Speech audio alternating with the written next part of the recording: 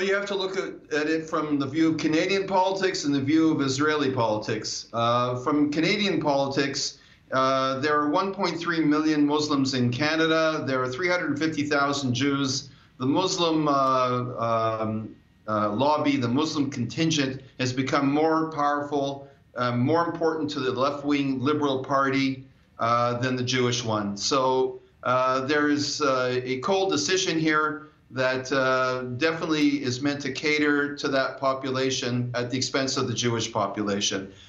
You have to also look at it from what's the input of Israel. Listen, Benjamin Netanyahu is taking a very tough approach when it comes to the Western countries. He's basically saying, this is what we're going to do. We don't care how much pressure you're going to put on Israel. We're going to do what we have to do in this war.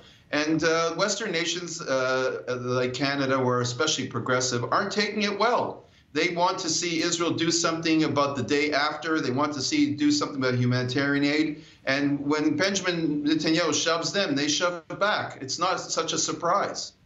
And when you hear Bernie Sanders and his remarks saying the U.S. should not provide another nickel for what they call Benjamin Netanyahu's war machine, what kind of impact does that have? There's so much criticism from several spectrums on the political front in the United States right now. What is the impact of these comments from Bernie Sanders?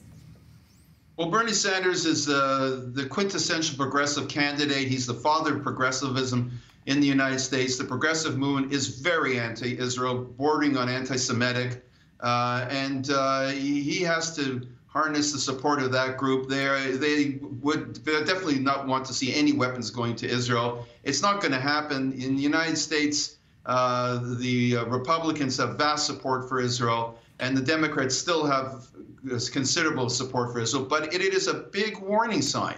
You got to work with the United States. You can't keep poking them in the eye. It's a big, big elephant, and if you make the elephant angry, it can stomp on you.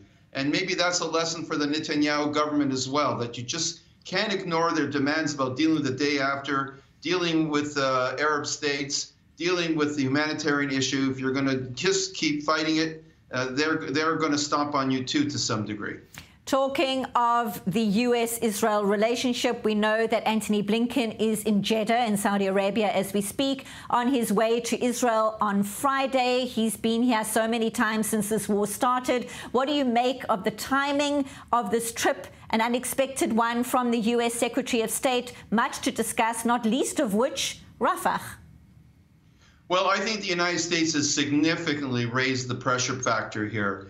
It's not a coincidence that Defense Minister Gallant is going to the United States, which, believe me, Prime Minister Netanyahu does not want him to go there. They need to placate the U.S. They need to work with the U.S., especially on the Rafah issue, because of the danger to Palestinian civilians.